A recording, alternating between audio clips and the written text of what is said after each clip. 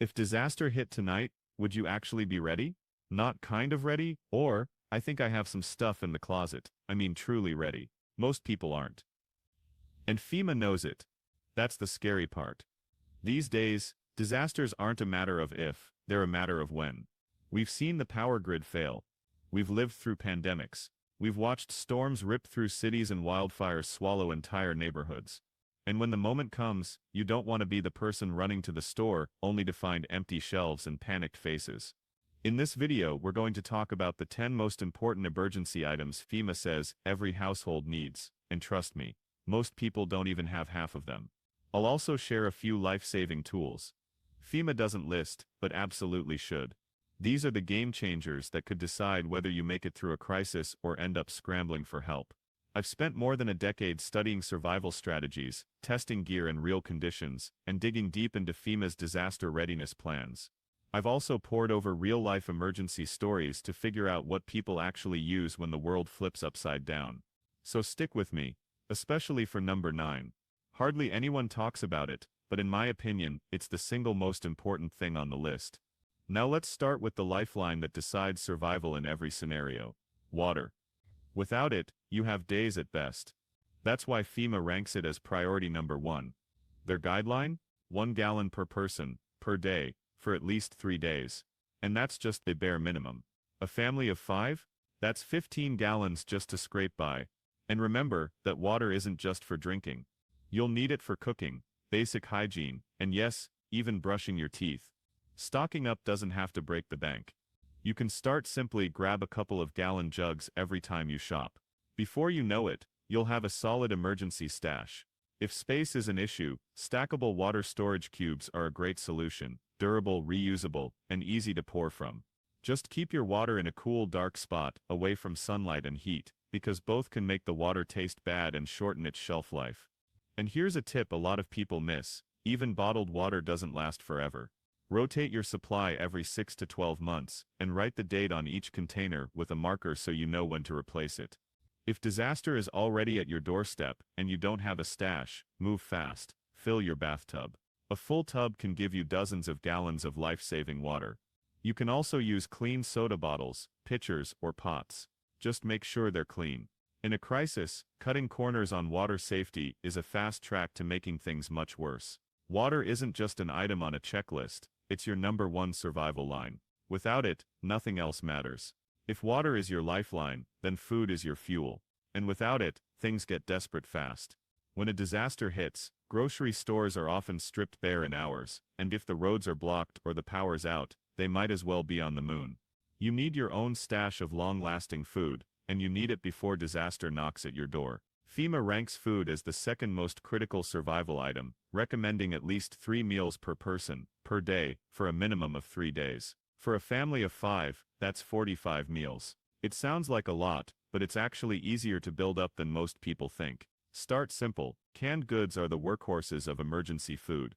Beans, soups, vegetables, tuna, chicken, chili, even fruit. All cheap, easy to store, and with a shelf life of 2 to 5 years, if kept cool and dry. Plus, they require no refrigeration.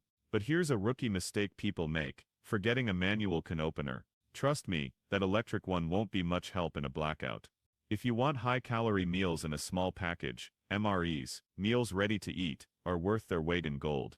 These military-style rations come fully sealed, often with utensils and flameless heaters included.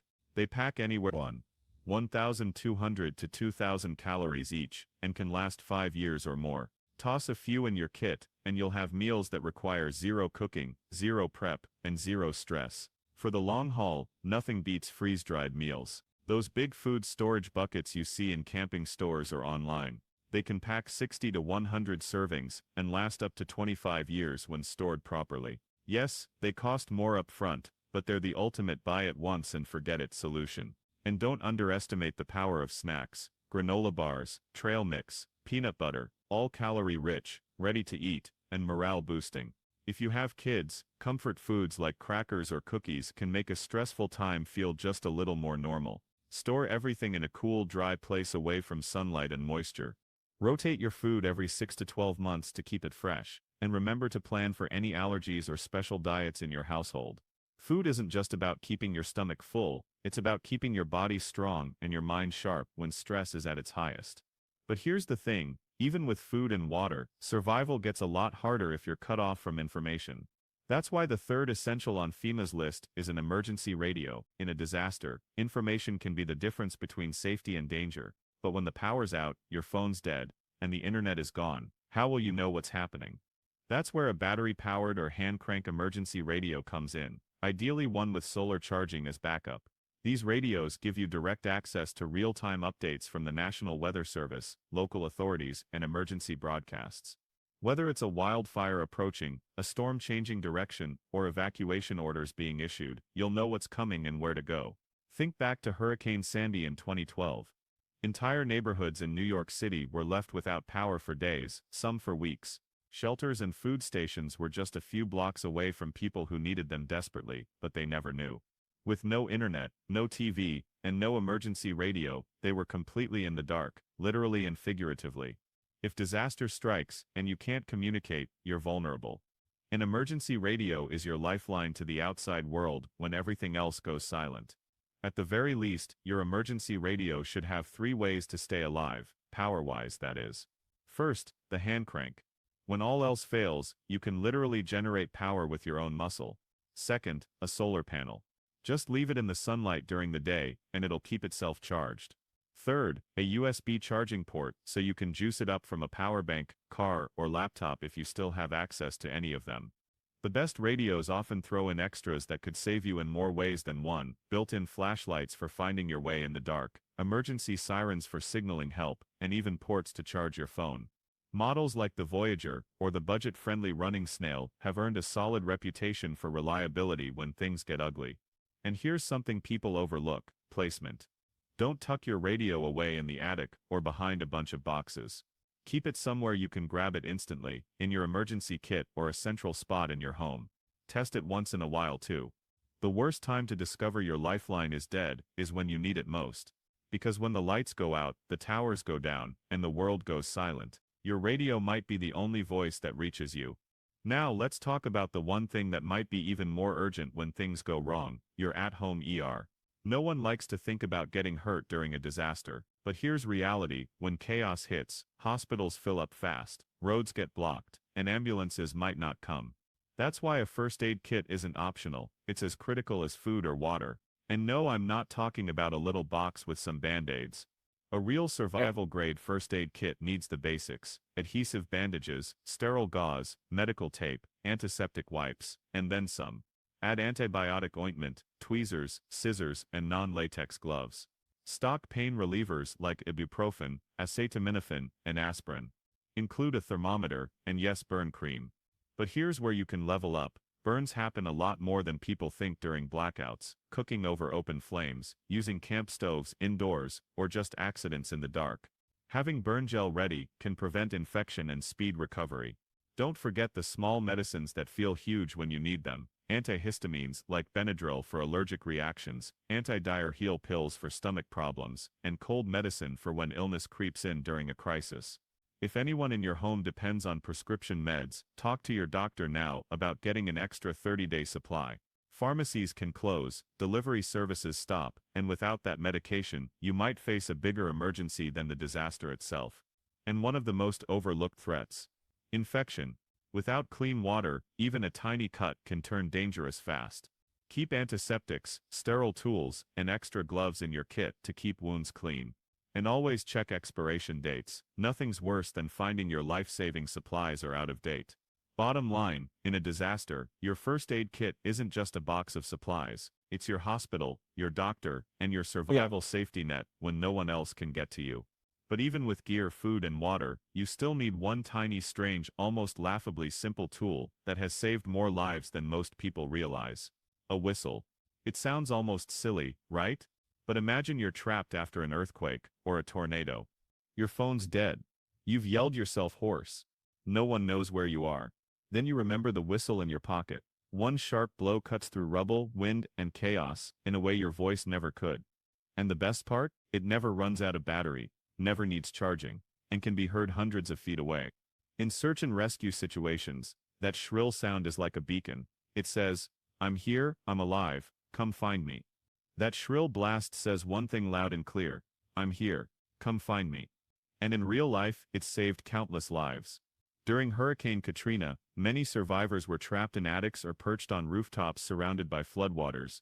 Rescue boats and helicopters combed neighborhoods, but over the roar of engines, wind, and chaos, human voices were often lost. Those who had whistles, they had a signal that could slice through the noise, sharp, unmistakable, and impossible to miss. But not all whistles are created equal. You want ear-piercing loud, at least 100 decibels. Some models even come with lanyards or clips, so you can wear them at all times. And here's a pro move. Don't just buy one, get several. Keep one in your emergency kit, one in your car, and one on your keychain. Also, practice. In a high-stress situation, you don't want to be fumbling, figuring out how to blow a whistle for the first time.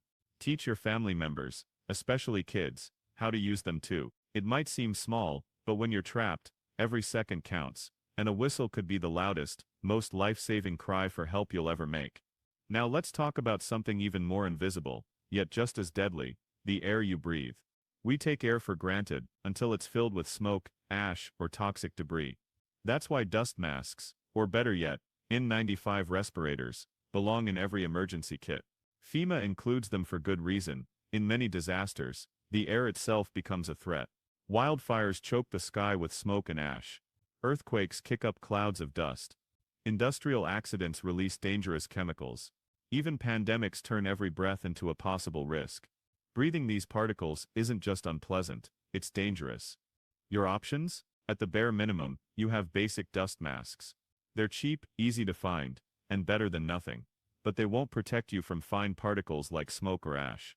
Surgical masks, those blue ones we all remember from the pandemic, are designed to protect others from you, not protect you from airborne hazards. If you want real protection, go for N95 respirators. They filter out 95% of airborne particles, as small as 0.3 microns. That means smoke, dust, bacteria, and viruses. The key is a proper fit. N95s form a tight seal over your nose and mouth, keeping unfiltered air from sneaking in through the sides. Pro tip: don't just buy them and toss them in a box. Learn how to wear them correctly. An improperly fitted N95 is almost useless. If you have kids, get child-sized masks, so they can be protected too. Store your masks in a cool, dry place and check expiration dates. Yes, masks can expire, especially if the straps weaken over time. In a disaster, clean air might become a luxury. A simple mask could save your lungs, and maybe even your life. Speaking of lifesavers, the next two items might surprise you. On the surface, they look like something you'd grab for a weekend DIY project, but in the right hands, they can turn into a shield between you and danger. Plastic sheeting. Duct tape. Picture this: you hear a siren in the distance. News alerts flash across your phone. A toxic chemical spill has just occurred nearby.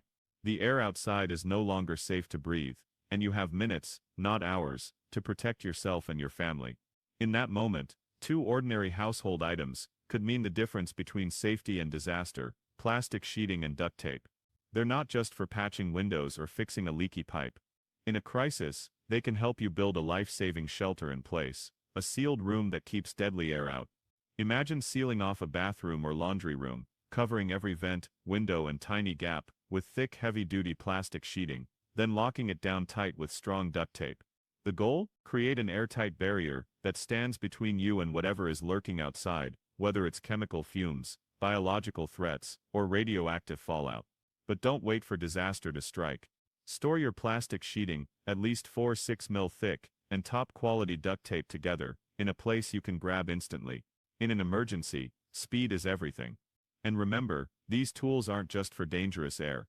That same plastic sheeting can cover a damaged roof, form a makeshift rain shelter, or even collect clean rainwater.